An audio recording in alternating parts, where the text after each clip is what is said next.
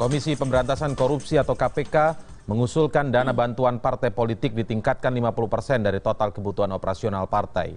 Meski besaran dana tersebut nantinya masih harus melalui evaluasi kepatuhan partai, namun polemik sudah muncul. Bahkan sebelumnya sudah ada wacana untuk juga meningkatkan dana bantuan parpol hingga berpuluh kali lipat. Komisi Pemberantasan Korupsi memberikan rekomendasi agar negara ikut membantu meningkatkan pendanaan partai politik. Wacana kenaikan dana untuk parpol ini sebenarnya sudah lama berhembus dan telah menjadi kajian KPK. Dalam rapat dengar pendapat dengan Komisi Hukum DPR Rabu ini, KPK mengusulkan kenaikan dana keuangan untuk parpol dari tingkat pusat hingga kabupaten. Peningkatan porsi anggaran yang ideal menurut KPK adalah sebesar 50% dari kebutuhan parpol. Tak hanya bantuan dana, KPK juga mengusulkan agar pemerintah memberikan bantuan parpol agar bisa melakukan sosialisasi program sebagai pendidikan politik di televisi. KPK mengusulkan agar negara meningkatkan bantuan keuangan untuk pendanaan partai di tingkat pusat, provinsi, dan kabupaten dengan memperhatikan beberapa hal, salah satunya kemampuan keuangan negara. Porsi idealnya diusulkan sebesar 50% dari kebutuhan parpol berdasarkan baseline tahun 2016. Berdasarkan data Direktorat Jenderal Kesbangpol Kemendagri, besaran dana bantuan parpol dari APBN saat ini adalah Rp108 dikalikan dengan jumlah suara yang diperoleh pada pemilu legislatif 2014. Melalui hitungan tersebut, PDI Perjuangan sebagai pemenang pemilu 2014 dengan perolehan suara terbesar, yaitu 23 juta suara, memperoleh dana bantuan sebesar Rp2,5 miliar per tahun. Dana itu khusus dialokasikan untuk kegiatan pendidikan politik dan pengkaderan di tubuh parpol. Sebelum muncul rekomendasi dari KPK, wacana meningkatkan jumlah dana bantuan untuk parpol sebenarnya telah mengemuka. Bahkan besaran yang diusulkan meningkat hingga puluhan kali lipat dari nominal saat ini. Dengan orientasi yang tepat, peningkatan dana parpol bisa saja dilakukan. Namun, harus disertai pengawasan yang ketat terhadap penggunaan anggaran dan pemberian sanksi tegas jika terbukti terjadi penyelewengan. Agus Firmansyah, CNN Indonesia. Usulan kenaikan dana bantuan ke partai politik sebesar 50% langsung menuai polemik, apalagi ketika usulan tersebut malah keluar dari petinggi Lembaga Antirasuah Indonesia alias KPK. Dan untuk membahas hal tersebut di studio kami sudah hadir beberapa narasumber saat ini. Apung Widadi merupakan Koordinator Advokasi dan Investigasi dari Forum Indonesia untuk Transparansi Anggaran atau FITRA. Kemudian ada Ray Rangkuti yang merupakan Direktur Lingkar Madani. Selamat malam Bung Ray dan selamat malam Bung Apung. Kita masih menunggu tentu saja dari KPK dan juga dari salah satu partai politik yang sudah kami undang juga. Tapi saya akan langsung saja mulai. Sebelum saya mulai, saya ingin tunjukkan kepada Anda dana bantuan negara untuk partai politik sebenarnya sudah diluncurkan begitu pada tahun 2014 karena memang ini adalah sebuah peraturan. Saya akan tunjukkan kepada Anda yang sudah diluncurkan saat ini sebelum wacana dinaikkan, yang ada seperti berikut ini. Jadi berdasarkan dari jumlah kursi diberikan, dari total 560, PDIP yang memperoleh 109 kursi di DPR, memperoleh jumlah bantuan dana untuk partai politik sebesar 2,5 miliar. Atau tepatnya mungkin 2.557.598.868 rupiah. Kemudian diikuti Partai Golkar dengan 1,9 miliar, Partai Gerindra 1,5 miliar, kemudian Partai Demokrat yang memperoleh 61 kursi 1,3 miliar, PAN, dan juga selanjutnya PKB, PKS, P3 dengan angka yang mencapai antara 1,3 dan juga 1,2 miliar begitu ya. Kemudian selanjutnya beberapa partai yang berada di bawahnya juga memperoleh sejumlah dana ratusan juta rupiah di sini, sehingga total untuk 560 kursi atau seluruh partai politik yang ada saat ini memperoleh bantuan dari pemerintah, dari negara begitu 13 miliar lebih atau 13,1 miliar begitu ya totalnya ya. Ya, baik. Itu yang berlangsung sekarang. Nah, sekarang ini seperti diketahui tadi diusulkan untuk naik datanya dari 50% dari kebutuhan operasional partai. Saya masih belum clear ini ya. 50% dari yang dana yang sekarang ada ataukah 50% dari kebutuhan operasional partai. Nah, saya ingin tanya pendapat Anda Bung Apung. Ketika ini muncul dari pimpinan KPK. Ini yang cukup mengejutkan saya sebenarnya. Anda melihatnya seperti apa? Ya, pertama Fitra sendiri cukup menyayangkan kenapa KPK kemudian yang cukup lead dalam proses perubahan PP ya, perubahan PP terkait dengan dana partai politik. KPK melakukan riset dan kemudian telah disampaikan, tetapi risetnya belum juga selesai, Ya. tetapi juga sudah disampaikan. Kajiannya belum selesai ya? Belum selesai, tapi sudah disampaikan. Sudah berapa lama sih KPK setahu Anda melakukan kajian ini? Kajiannya sudah hampir 1 tahun. Ya. Nah, kebetulan kami juga diundang dalam proses kemarin penyampaian Mengkajinya. hasil riset, tetapi dokumen finalnya belum kita dapatkan. Ada catatan yang menarik bahwa ada jebakan kenapa kemudian KPK itu seolah-olah menjadi trigger. Harusnya kan Kemendagri ya yang kemudian Menurut melakukan. Anda jebakan? Ya, ini jebakan karena setelah itu kemudian partai politik dengan senang hati bilang terima kasih KPK menaikkan Kesan dana yang parpol. muncul hari Kesan ini yang begitu ya? muncul bahwa ini kok KPK tidak hati-hati dalam membuat kajian ini dan seolah-olah diamini oleh partai politik, dan bahkan salah satu partai mengatakan kalau KPK yang sudah ngomong tentang keuangan parpol sah ini, halal. Legitimate jadinya begitu ya? Legitimate.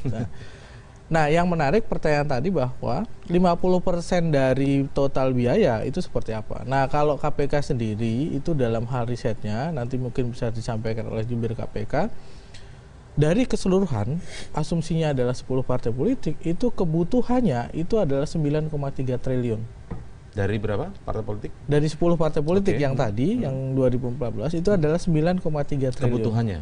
Kebutuhan Total 10 partai ini? kan kebutuhan ada 2, administrasi dan pendidikan politik. Nah, dari 9,3 itu, maka usulan KPK adalah separohnya, yaitu 4,2 itu dibebankan ke APBN dan 4,2 masing-masing partai politik. Ya, Tentu itu. Nah, saya pikir ini juga belum clear gitu. Ada hitung-hitung terkait dengan hitung-hitungan, kemudian biayanya sudah sampai cukup segitu besar. Itu apakah biaya selevel nasional DPP Oke.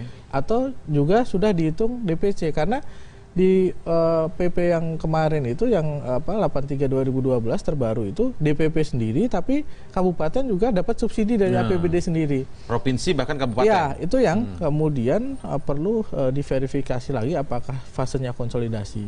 Intinya kajiannya belum final ya? Belum final. Yang tetapi Anda ikuti ya? Ya, belum final, tapi belum bisa. Ketika kita minta juga memang belum final, jadi belum bisa kita dapatkan. Tetapi dalam forum itu bukan berarti semuanya setuju. BPK memberikan catatan, BPKP Apa catatan memberikan BPK? catatan terkait dengan hal itu. Kemendagri setuju saja, tetapi juga memberikan catatan. Bappenas juga memberikan catatan, termasuk Fitra dan CSO.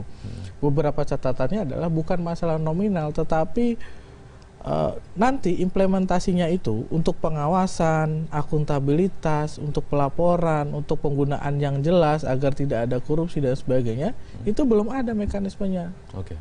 Belum diatur. Yang penting nominalnya dulu setuju naik, setelah itu kita kurang mendapat rasionalisasi.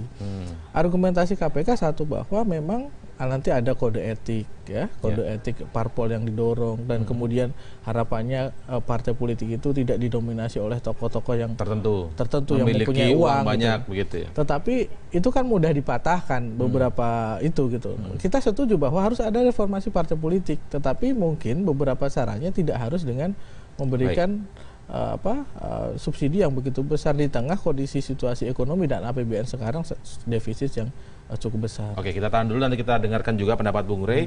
Kami akan segera kembali membahas ini dan kami tanyakan langsung nanti dengan KPK setelah jeda berikut ini.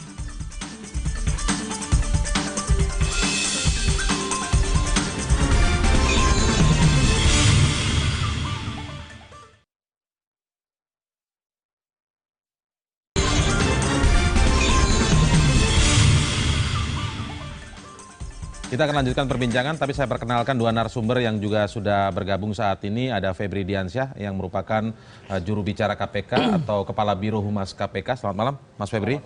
Terima kasih sudah hadir. Kemudian ada Ibu Hetifah Saifudian, anggota Komisi 2 DPR RI dari fraksi Partai Golkar. Bu Hetifah, terima kasih sudah hadir. Baik, saya akan langsung tanyakan ke Mas Febri. Mas Febri, Apa sih filosofinya ketika KPK mau mengkaji untuk menaikkan bantuan dana untuk partai politik sampai 50% dari kebutuhan parpol?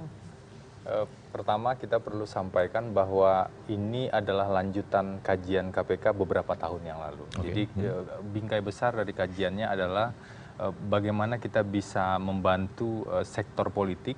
Kalau bicara sektor politik, segala caci maki akan ditujukan ke sana gitu kan. Nah kita nggak mau membiarkan hal itu terjadi. Saya ingin sebut misalnya survei yang dilakukan Transparansi Internasional Indonesia, Global Corruption Barometer, rutin lah menempatkan salah satu sektor yang dipersepsikan korup itu adalah partai politik ataupun parlemen. KPK pun menangani ada 197 tersangka dari sektor politik ini sampai dengan tahun 2016. Sebagian besar itu adalah anggota DPR RI, ada ketua DPD 1 orang dan DPRD, kepala daerah dan juga gubernur dan bupati tentu saja. Jadi cukup banyak sebenarnya dan kita mempelajari hal tersebut dan memang ada fenomena yang cukup pelik yang salah satu persoalannya adalah parpol di satu sisi diberikan tempat di konstitusi dalam tempat yang sangat penting. Tidak ada yang bisa menggantikan posisi parpol di sini. Sejauh ini ya konstitusi kita. Tapi di sisi lain dukungan support untuk partai politik tidak cukup fair untuk bisa membuat institusi ini bisa jalan sebagai salah satu pilar demokrasi yang diharapkan secara ideal. Dukungan tidak ada ya, kurang ya? Rp108 kalau bicara soal dana parpol per suara sampai dengan saat ini. Tadi disampaikan juga di RDP kalau PDIP partai terbesar itu 23 juta suara di pemilu kemarin, jadi dapat sekitar 2, sekian miliar. Nah, kami berpikir bahwa lanjutan dari kajian sebelumnya kita temukan ada 3 persoalan mendasar kalau kita memang ingin perbaiki sektor politik. Pertama soal support negara untuk pendanaan partai politik. Yang kedua soal rekrutmen dan juga istilahnya promosi dan mutasi di dalam partai politik. Dan yang ketiga soal aspek yang lain, soal etik, pendidikan politik dan segala macam yang memang masih menjadi PR. Nah, tahun 2016 salah satu kajian kita adalah soal sebenarnya untuk menjawab pertanyaan sebenarnya kalau parpol ingin dibantu atau ada alokasi anggaran yang lebih masuk akal dari negara, sebenarnya apa, berapa, dan bagaimana pengaturan yang tepat untuk itu. Kita baru membuat simulasi, kita belum sampai pada angka final sebenarnya.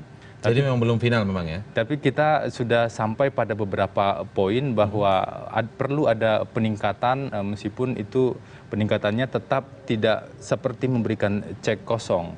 Karena ketika dana parpol ditanggung oleh keuangan negara, tentu di sana ada konsekuensi akuntabilitas.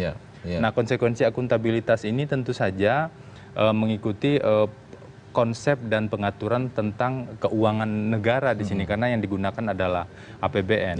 Di sisi lain, untuk hal-hal yang sifatnya secara rutin, jadi apapun parpolnya sebenarnya mereka butuhkan item anggaran tersebut, itu harus dipastikan ditanggung oleh negara. Tapi ada alokasi lain yang sifatnya lebih variatif. Jadi variatif ini nanti bisa digantungkan dengan jumlah suara yang diperoleh, namun tetap dalam proporsi yang masih perlu kita hitung lebih lanjut. Nah, persisnya berapa. Soal yang usulan tadi sempat disampaikan di Komisi 3 50% dari kebutuhan operasional itu bagaimana itu? Nah, itu soal 50% soal dari proporsi sebenarnya yang 50% tersebut. Kami membandingkan beberapa negara di dunia dengan indeks demokrasi masing-masing dan karakter geografis dan karakter politik yang cenderung punya kemiripan. Ketika kita overlay itu ada 2 pilihan pada saat itu. 30 atau 70 atau 50-50 gitu kan. Karena tidak mungkin juga 100% dana partai politik itu berasal dari negara. Karena kita juga punya perspektif tentu saja partai politik adalah milik publik karena ini berpikir ideal ke depan. Partai yang ideal harusnya seperti itu memang kan? Iya, dan sumber dana itu memang harus dimungkinkan dari publik sepanjang memang ada akuntabilitasnya. Nah, pasti akan jadi pertanyaan apakah partai politik punya punya komitmen yang cukup kuat nanti untuk melaksanakan mengelola anggaran itu secara akuntabel. Kami mengundang semua bendahara partai politik untuk hadir dalam FGD. Kami dengar betul sebenarnya apa persoalan di partai politik.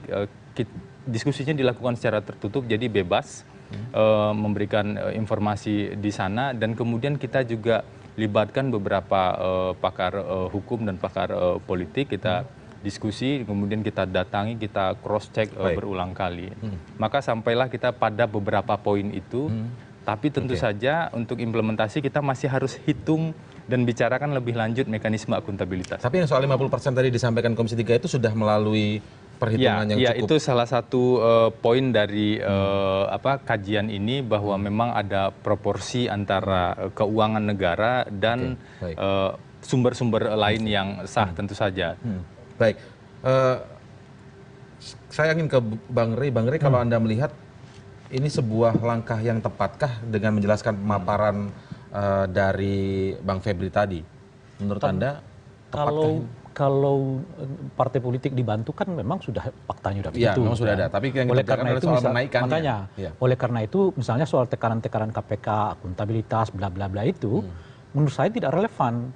Karena dengan uang sebegitu kecil saja kita nggak mendapatkan akuntabilitasnya kok, kan kira-kira gitu, transparansinya gitu. Padahal uang misalnya paling tinggi itu kan cuma PDI Perjuangan, 2,5 miliar.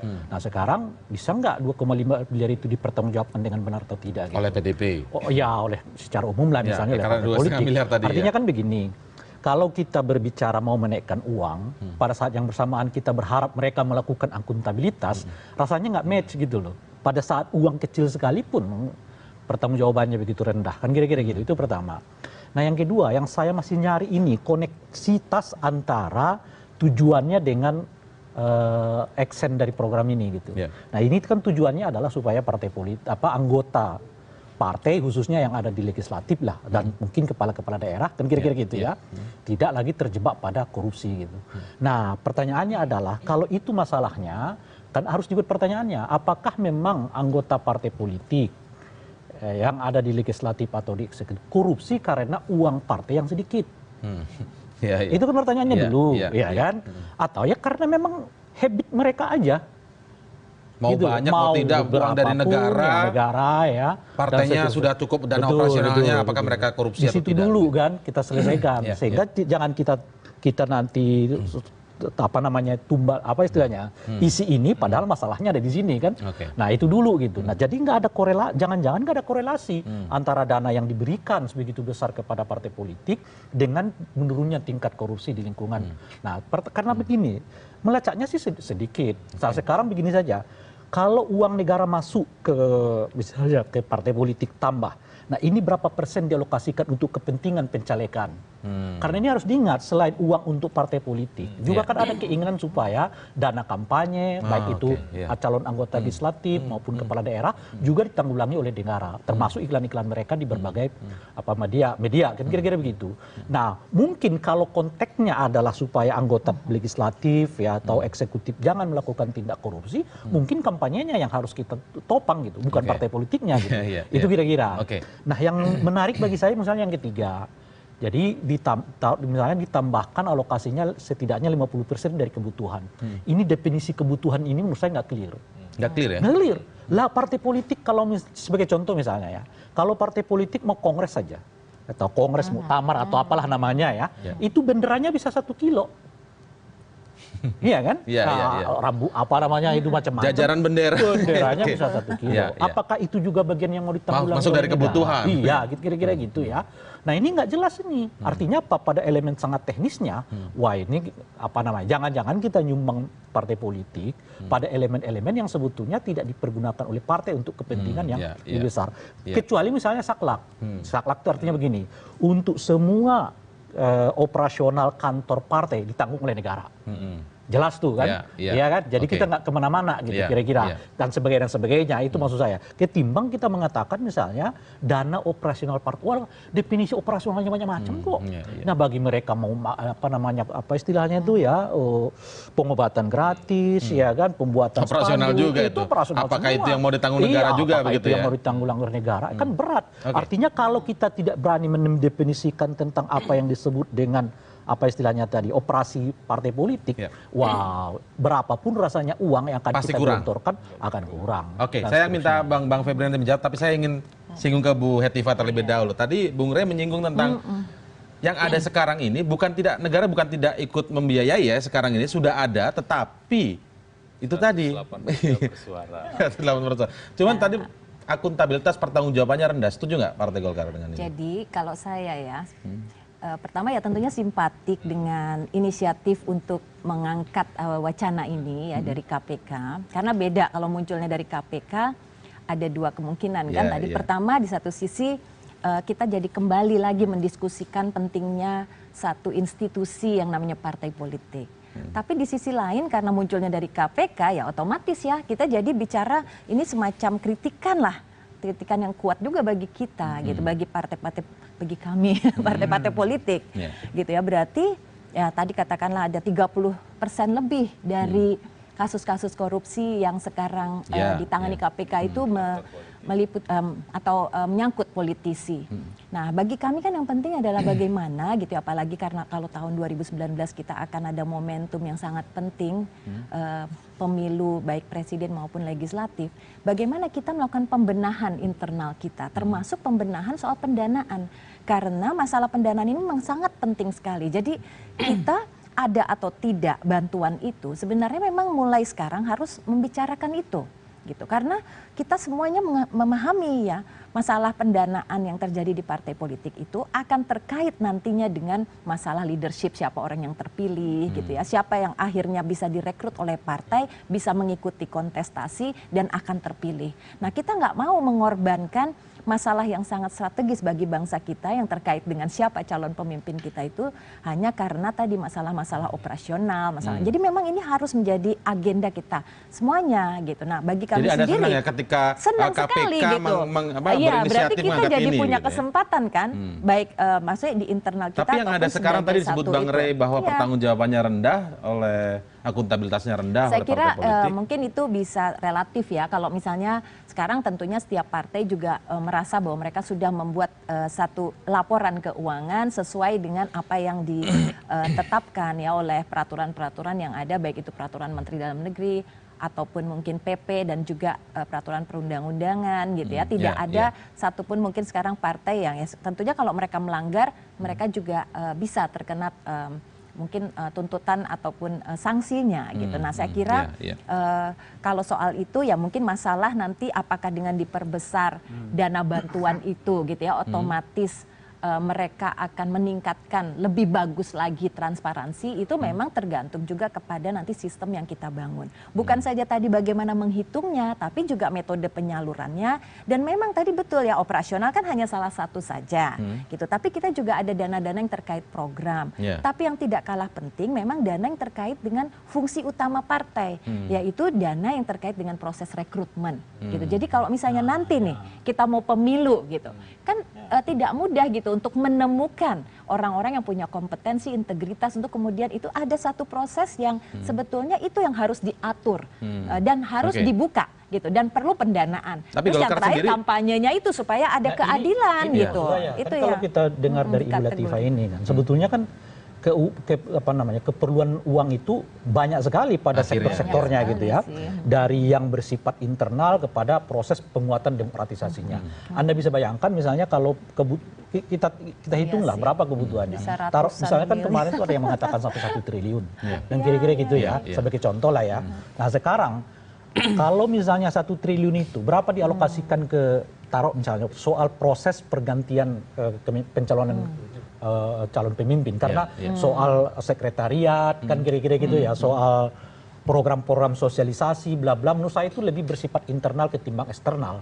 Di situ juga menjadi harus catatan bahwa misalnya uang negara sebagai contoh nih ya, nggak boleh dong dipakai untuk pembuatan spanduk misalnya begitu, karena itu urusan internal. Itu urusan internal. Sebagai contoh gitu. Jadi uang negara itu harus dialokasikan semata-mata dalam konteks misalnya menjaga keadilan sirkulasi atau menjamin adanya sirkulasi operasional partai politik yang terkait dengan kepentingan publik betul. maksudnya gitu ya. Ini pertanyaan menarik karena konteksnya sekarang ya yang saya mau mengatakan antara ideal dengan faktual. Sebab yang ideal ini ketika kita menyusun undang-undang itu selalu inginnya ideal. Benar. Meskipun 16 tahun kita reformasi yang terjadi adalah yang sebaliknya dari yang diharapkan dari undang-undang kan kira-kira gitu. Kita sih menginginkan hal itu terjadi, tapi bagaimana kita menjelaskan situasi politik kita yang sekarang ini di mana hampir semua partai milik ya katakanlah seperti milik keluarga dan terjadi proses regenerasi terhadap kekuasaan di lingkungan partai, lebih besar dari itu merebaknya dinasti politik oligarki yang sekarang yang dilegalkan juga oleh Mahkamah Konstitusi gitu loh. Nah, bisa nggak? Makanya itu? Bisa nggak Ibu? Kalau uang negara masuk ke proses itu, harus ada jaminan bahwa oligarki dan KKN politik itu nggak boleh. Begitu dong. Kalau targetnya itu kan gitu lah kira-kira kan. Nah, tapi berangkat gini dulu. Kira-kira Golkar juga cukup transparan nggak dengan dana yang sudah dikucurkan sekarang ini? Kita tahan dulu ya. Kita cuma ada 1,9 miliar. Tapi kami akan segera kembali mendengar jawaban Mas Febri Diansah karena juga menarik ini ketika Bu Hetty menyatakan bahwa senang sebagai perwakilan dari partai politik ini diangkat oleh KPK. Ini saya nyambung dengan apa yang disampaikan oleh Bung Apung tadi bahwa ini KPK masuk di dalam jebakan. Jadi kesannya inisiatifnya datang dari KPK. Jadi ada apa dengan KPK? Kami akan mengulasnya saat lagi.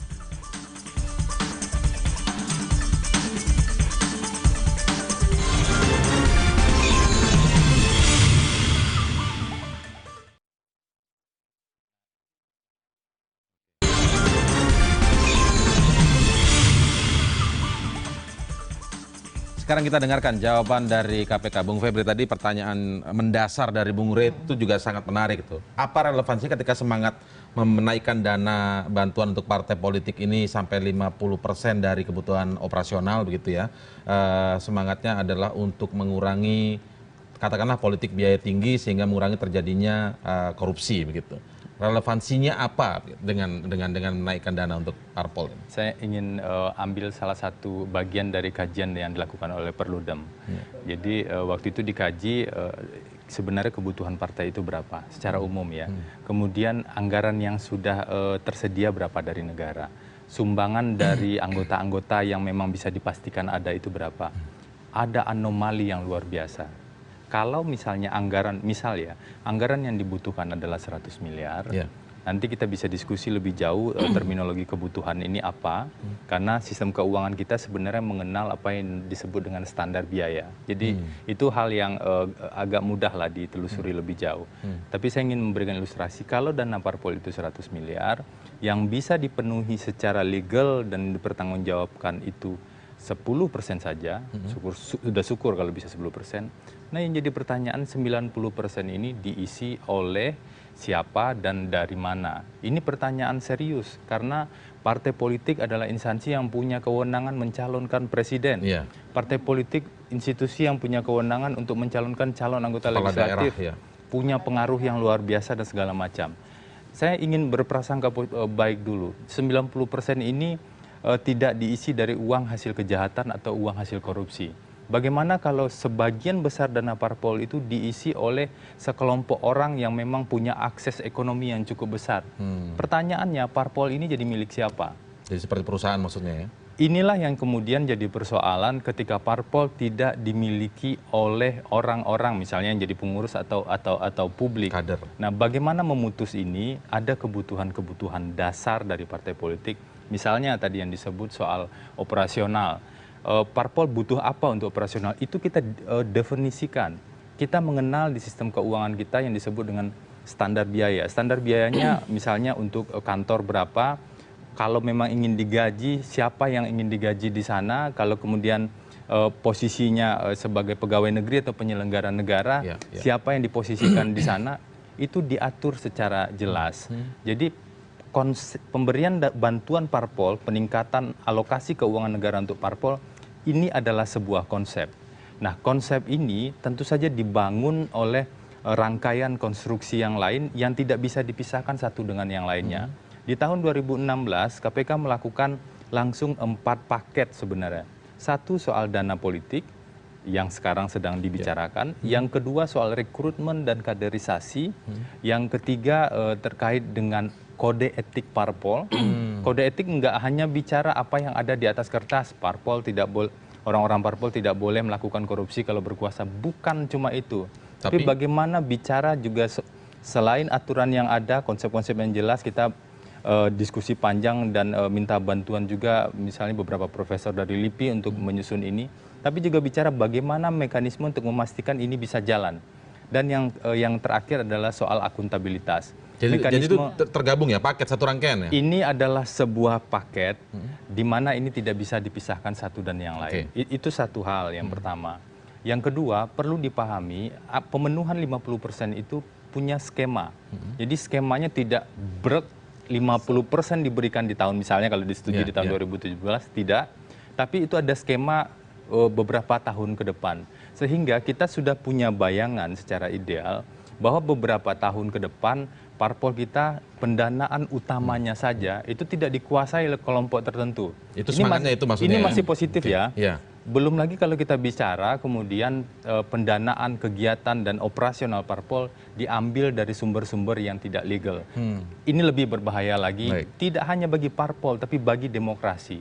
Kami diskusi cukup panjang misalnya dengan teman-teman di Pusako, di Universitas Andalas, juga teman-teman ICW dan beberapa kalangan, sudah sampai pada satu titik temu bahwa kita perlu memperhatikan soal ini dan kita perlu concern soal bagaimana dana parpol ini kemudian bisa bukan hanya ditingkatkan sebenarnya, ada alokasi yang masuk akal di sana. Baik.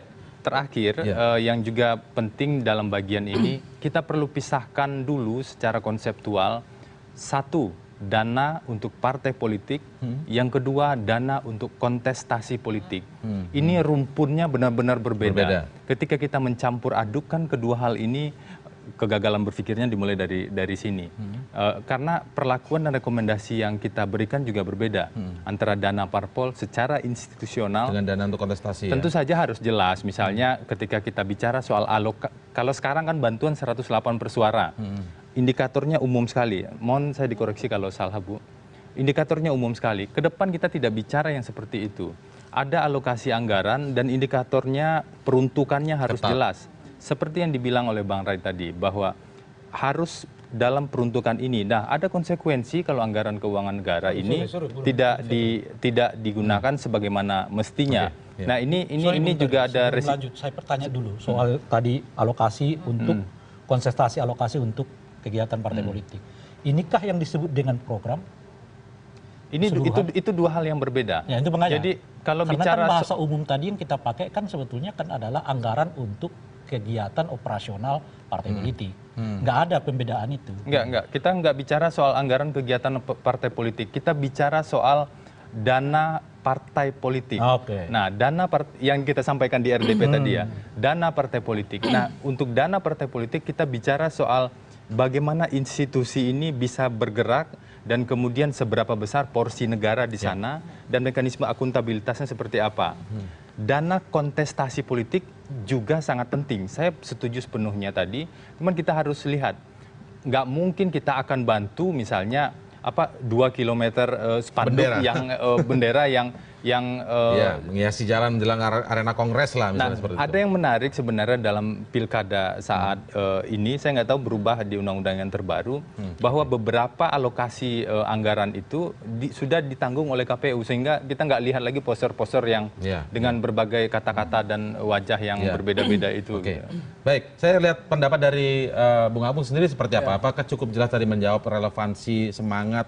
Kalau yang saya garis bawahi adalah sebenarnya ini untuk menghilangkan bahwa institusi partai politik ini dikuasai oleh kelompok-kelompok tertentu yang memiliki akses ekonomi yang berlebih. Padahal peran dari partai politik ini kan bisa nanti mencalonkan calon presiden, calon legislatif, kemudian bahkan juga kepala daerah dan lain sebagainya. Ya, saya ingin berbicara tentang fakta. Yang pertama, Fitra itu telah meminta laporan keuangan partai politik secara keseluruhan ya, yang baik dari APBN ataupun non APBN. Artinya dari internal partai politik. Nah kemudian setelah kita kaji ternyata memang ada misalnya temuan untuk khususnya kemudian kita tambahkan dengan hasil audit BPK di seluruh daerah terkait dengan hal itu. Ada untuk anggaran yang sedikit saja, misalnya beberapa partai politik itu mempunyai kesulitan dalam hal penggunaan bantuan keuangan dari negara itu. Jadi misalnya kan ada dua. Partai politik kesulitan menggunakan. Jadi gini, ada temuan-temuan misalnya, ada kan dua untuk administrasi dan untuk pendidikan politik, dua general itu. Nah ternyata ada temuan-temuan ternyata dananya itu oleh partai politik tertentu misalnya nggak habis gitu, karena mereka kebingungan untuk melihat apa, ini. gitu Itu satu hal. Yang kedua terkait dengan apa sih sebenarnya kebutuhan partai politik. Kalau kemudian kita verifikasi ke bentuk dokumen, ya laporan misalnya dari kantor akuntan publik 1, 2, 3 itu kan juga kita susah untuk mendapatkan, kecuali misalnya beberapa partai politik yang kita minta langsung memberikan ya, ada juga. Nah, kalau Golkar gimana? Sekarang ada kalau Golkar terbuka tidak? Satu hal bahwa anggaran pendapatan belanja partai secara dokumen kita juga belum mendapatkan itu. Artinya verifikasi kebutuhan partai politik itu dilihat dari mana? Apakah misalnya dari review wawancara hanya wawancara saja atau kemudian diverifikasi secara dokumen? Karena menurut Fitra dengan beberapa kajian juga riset memang belum ada dokumen anggaran belanja pendapatan partai politik, kebutuhannya apa dan alokasinya dari mana. Nah, terkait dengan akuntabilitas ini juga problem beberapa temuan. Misalnya di Jepara itu bahkan bupatinya itu tersangka kasus korupsi khusus bantuan keuangan partai politik sebesar 26 juta rupiah gitu kan, yang kemudian dipolitisasi dan sebagainya. Tapi satu hal bahwa gitu, di internal partai politik sendiri bangunan transparansi dan akuntabilitas itu belum berjalan. Kemudian ketika ada pertanyaan, apakah ketika disubsidi uang kemudian menjamin bahwa elit politik atau kemudian pimpinan politik itu tidak akan mempengaruhi atau tidak akan menggunakan kewenangan untuk menggunakan dana itu sesuai dengan arah kebijakannya dia, ataukah misalnya langsung idealis itu untuk kebutuhan pendidikan partai politik, kaderisasi dan sebagainya, itu juga belum ada aturan. Ini kita masih berbicara tentang konsep. Nah itu secara internal. Yang secara eksternal kemarin juga dalam FGD di KPK, Fitra juga diundang, BPK juga diundang, BPKP juga Bappenas juga diundang. Ada beberapa catatan bahwa misalnya partai politik itu tidak bisa langsung diaudit oleh oleh BPK, gitu kan? Tidak bisa, karena dia mata anggaran itu ada di bawah sub Kementerian Dalam Negeri dan itu sub biro tertentu. Jadi yang melaporkan usus audit dan sebagainya ya mata anggaran saja. Siapa yang mengawasi dan mengauditnya? Untuk ke detail langsung BPK berani mengaudit keuangan partai politik itu jauh gitu, karena lapisannya sangat dalam. Nah inilah yang kemarin ternyata kita belum melihat bangunan itu, bangunan jaminan sistem terkait dengan kode of conduct dan macam-macam itu dari sisi internal dan eksternal belum ada. Nah saya pikir itu yang saya pikir harus dibangun. Kalau menurut saya sih secara umum saja belum tepat ketika memang saat ini mau dinaikkan, belum mau dinaikkan gitu. Kita lihat pendapat Bu Atifah, tapi kita break terlebih dahulu. Kami akan segera melanjutkan perbincangan ini saat lagi.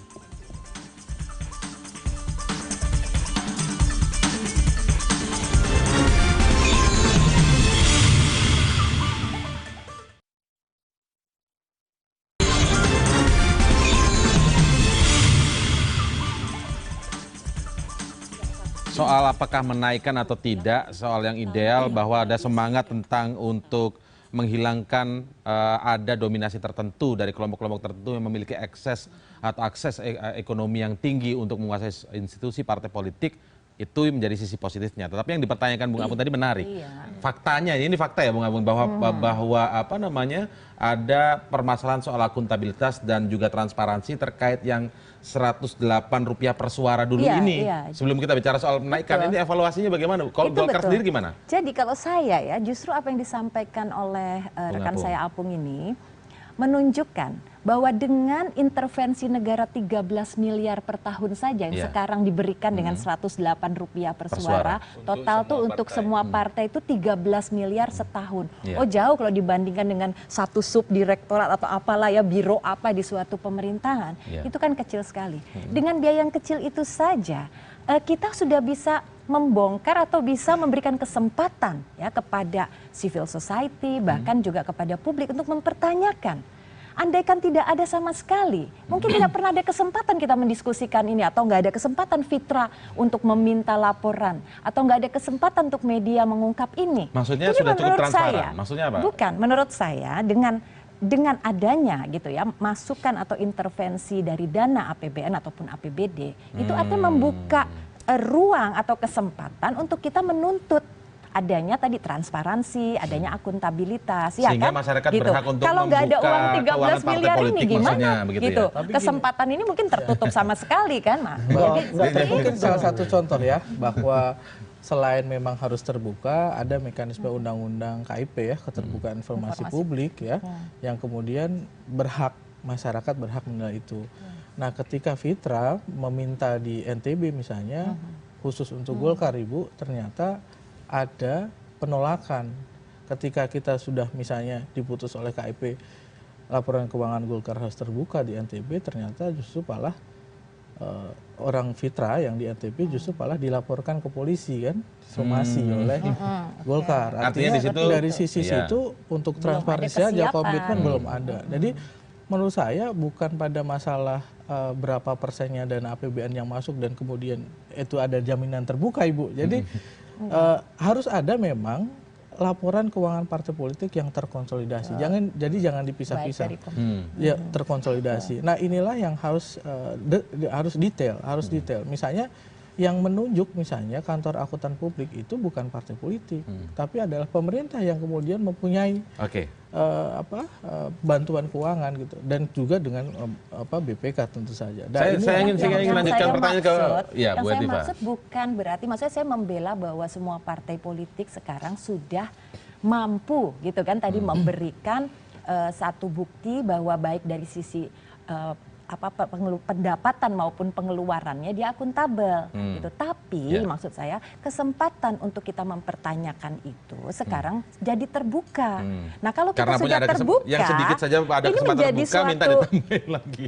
Bukan, kita sebetulnya ini nanti berbeda ya. Maksud saya kalau soal respon dari itu bisa beda-beda juga. Justru Bang Ray tadi saya ingin menekankan bagi mereka yang sudah nikmat dengan situasi ini atau mungkin tidak mau melakukan reform di dalam tubuh internal organisasi atau institusinya, justru bisa jadi menolak ide ini gitu. Untuk apa kita menerima dana tapi kita maksudnya kelompok-kelompok tertentu yang menguasai partai politik sekarang itu belum tentu gitu loh semua partai otomatis kan. Artinya justru kita harus dorong bagaimana, maksudnya dengan ataupun tanpa dana masuk pun sebetulnya kita tetap harus dorong agenda. Bung Rey, tanggapannya bagaimana dengan perspektif yang hal itu, bahwa ini semangatnya untuk mencerabut orang-orang yang menguasai partai politik karena memang dia punya itulah yang saya sebut akses tadi, ekonomi tinggi. Bung Indra, semua undang-undang ini dibuat untuk tujuan-tujuan ideal itu. Tapi itu yang sampai sekarang 16 tahun kita berdemokrasi nggak kita capai.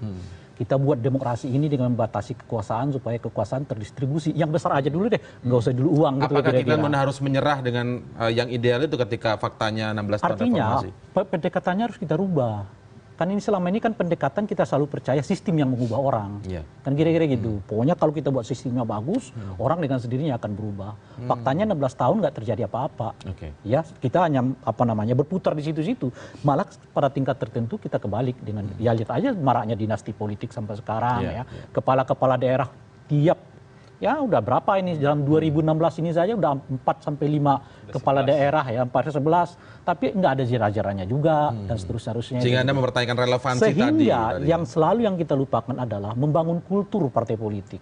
Ya, membangun kultur yang demokratik, akuntabel, ya, taat pada kode etik, pada kepentingan publik dan seterusnya. Ini nggak ada, karena kita selalu percaya yang penting bangun fisiknya dulu deh, bangun rumahnya dulu ya, bangun jembatannya dulu gitu. Tapi orang bangun rumah buat apa nggak ngerti gitu. Nah, itulah mengapa misalnya sebagai contoh ya, kita membuat undang-undang soal tidak boleh ada dinasti politik dalam pilkada sebagai contoh itu memang betul, memang semestinya nggak perlu diatur oleh undang-undang. Tapi kalau kita nggak atur dengan undang-undang, mana ada yang paham bahwa kekuasaan ini distribusi.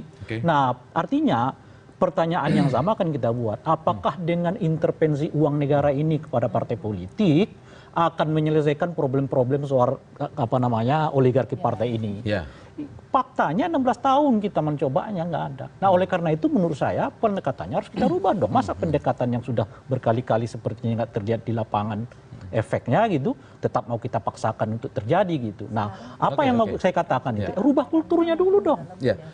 Saya juga belum mendapat jawaban dari Bu Hetifah ini. Bu Hetifah, tadi saya belum mendapat jawaban clear, tapi Anda menjawabnya dengan perspektif lain, bahwa ketika yang Rp108 per suara itu selama ini untuk Golkar sisi transparansi dan akuntabilitas. Maksudnya mungkin begini kalau nggak salah memahami ya.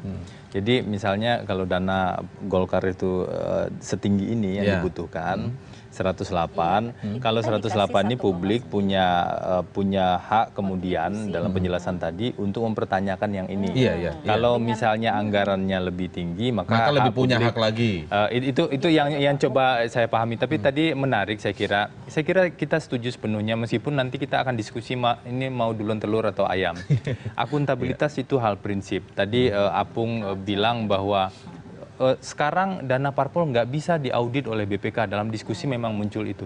Itu persoalannya apa? BPK nggak mau atau memang persoalan regulasi, peraturan pemerintahnya yang membuat seperti itu.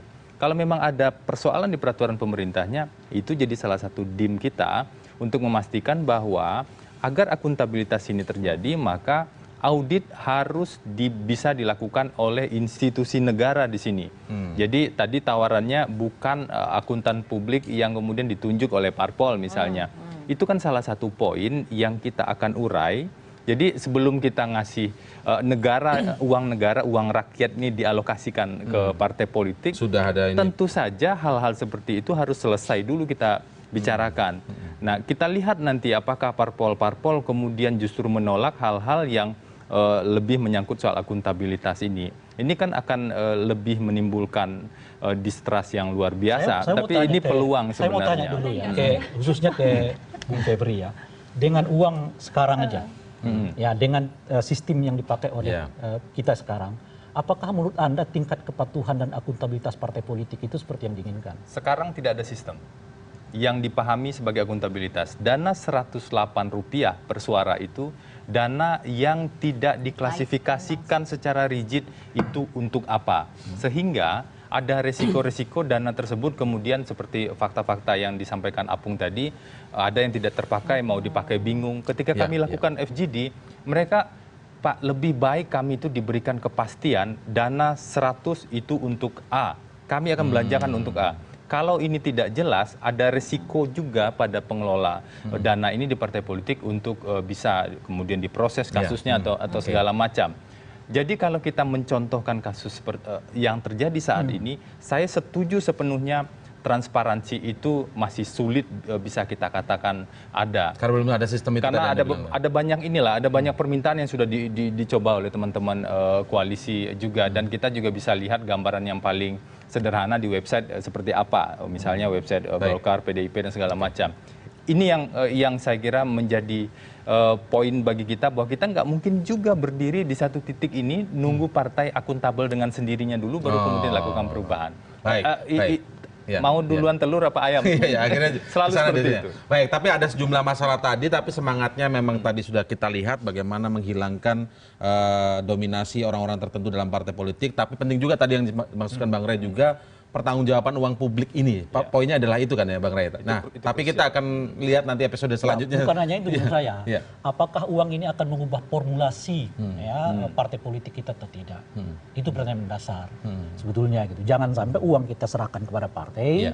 Partai sih letaknya tetap saja kayak kemarin. Sementara kita hanya sibuk soal urusan bagaimana pertanggungjawaban uang, bukan pertanggungjawaban politiknya. Padahal salah satu tujuan kita menggelontorkan uang ini ada juga dong pertanggungjawaban politik. Misalnya sebagai contoh, kalau 50% atau 60% uang partai operasional partai itu dibiayai oleh negara, maka klausul keempat dari pembubaran partai adalah mereka tidak bertanggung jawab pada uang negara. Berani nggak partai politik? Ya, Jadi partai politik itu dapat dibubarkan karena ketahuan tidak dapat kita berharap KPK membuat apa namanya saringan-saringan yang sangat ketat ya terkait dengan hal itu. Kalau KPK itu teknis saya. Singkat saja. Memang proses transparansi dan akuntabilitas ini sangat sulit sekali. Apalagi kalau melihat dalam konteks bukan masalah konteks teknis ya. Misalnya beberapa anggota BPK itu kan afiliasinya partai politik. Apakah ada konflik kepentingan atau tidak ketika memang beberapa anggota BPK itu misalnya mengaudit partai politik. Tentu ini yang susah untuk diatur. Itu masuk DIM ya, daftar inventaris masalah ya, Bung Febri. Baik, oke, tapi kita harus akhiri waktunya sudah mepet, kita tahu. Oke, terima kasih Bung Febri, Bang Rey, kemudian Bu Hetiva dan juga Mas Apung atas diskusinya sementara ini. Nanti kita akan lanjutkan lagi bagaimana episode selanjutnya pembahasan tentang kenaikan untuk dana untuk partai politik ini.